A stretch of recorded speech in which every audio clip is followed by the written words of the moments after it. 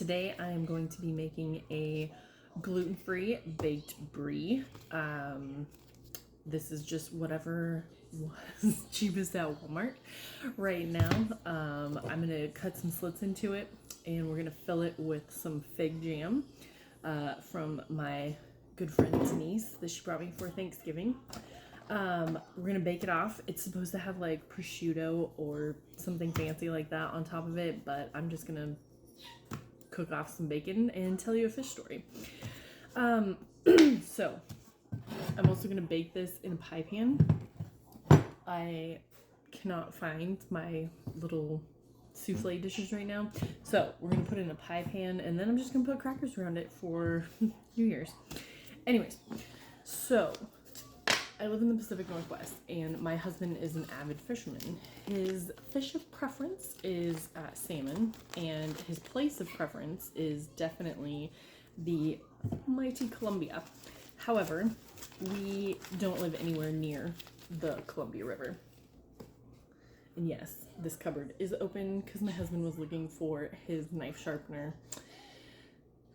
last night, and I don't feel like moving the microwave to close it. Anyways, so we don't live anywhere near the Columbia, and so when it is not salmon season, he is relegated to whatever is around us in Central Oregon. We do live at the base of the Cascades, so I'm just gonna cut some slits into this again so that we can pipe the fig jam into the brie. Anyways, so the couple of lakes that we do have, you know, everything from walleye to dinner plate sized crappie, you know, wild rainbow, cutthroat, browns, brown trout, German brown trout, and Mackinaw, which lake trout is also a name for it. However, it's not a trout, it's actually a char, cold water char. Great eating, good meat. But these lakes that we have grow massive lake trout because we have kokanee, which are landlocked sockeye. And so they eat these kokanee and grow to be gigantic fish. So my husband usually leaves between like 3 and 4 o'clock in the morning, and he does not call me during the day when he's on fishing trips. Like, I don't call him, he doesn't call me. Like, if he does, I pick up the phone because what is wrong? So that said, he had left one morning, 3-4 o'clock in the morning, to be home by dark as per usual. And about 2-3 o'clock in the afternoon, my phone rang, and oh my gosh, what is wrong? And on the other end of the line, all I hear is, it died. I got it to the boat and it died. I'm like, babe, what is going on? What happened? And he's like, the one in the picture, it's dead. I don't know what happened.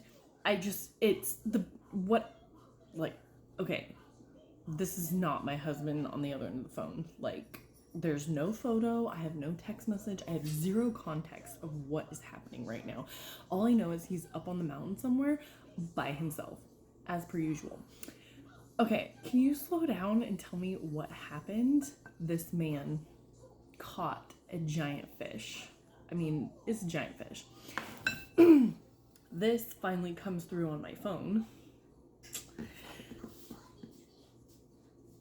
And you're upset that it's dead? Like, what is happening? It was a hen. This is also the biggest Mackinaw my husband has ever caught.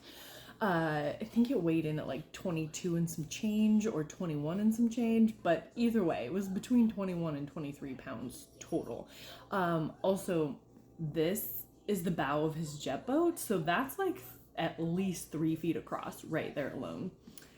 He did eventually find a tourist after we got off the phone at this resort that is up on the mountain to take this picture. Yeah. So he was very upset that this hen had come to the boat. He said he fought this fish for like an hour. By the time he calmed down, he could tell me the whole story. But essentially, when fish that large in a lake that deep, they dive, they pull line, they go way down deep. We have like reservoir lakes here, and so their swim bladders don't survive. Like as you reel them up, it kills the fish essentially. So he was very upset that this hen had died because he does like to be a resourceful fisherman and give hens back to the lake. Big fish breed big fish. It's a thing. Anyways, so this is the largest Mackinaw that has graced our dinner table. And I'm going to finish cutting out my brie here, and then we will pipe some fig jam. Obviously not very good at talking and doing. This is why I'm not allowed to talk to coworkers at work either. So we're just gonna cut some lines. Here we go. That same lake, though, is also where I caught my first brown. Gosh, it was like January. It was like January. Anyways, it was like 29 degrees outside and everything was covered in snow and rain and water. And we were in an orca, which is like the tiny version of a knockoff whaler. It was a great boat. It survived everything that my husband ever put it through, which is a miracle in itself. Okay, so I'm totally gonna cheat here. There we go. Oh my gosh, it smells so good. Okay, so we have fig jam. And then I can never find scissors in this kitchen. I am absolutely cheating. Putting this in here. Woo.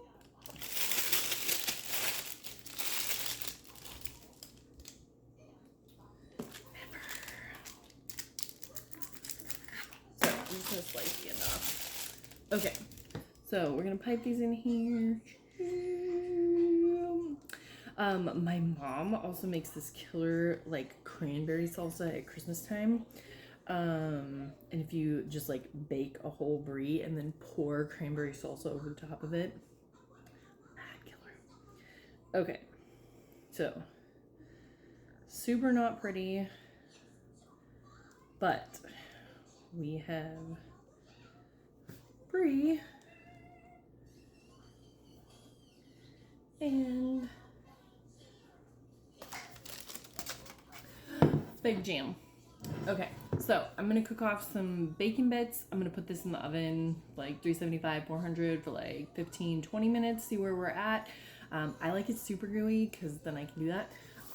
As gluten-free, I like these for dipping. There are other bomb gluten-free crackers, I am aware, but some of them, when you dip, they fall apart because gluten-free lives just fall apart.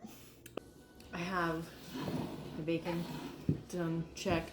I'm gonna grab this.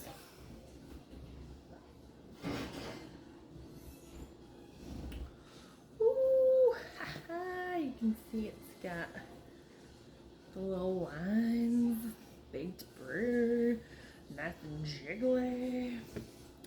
Okay, so we're just gonna put bacon on top, all up in there. And then I'm just gonna put my crackers around the edge here, because I can.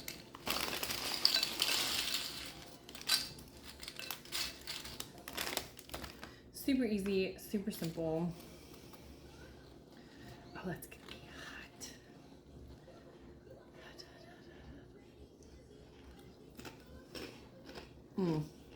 Oh my gosh. So hot. So good. Salty, bacon, sweet fig jam. Fabulous. Anyways, tight lines. God bless.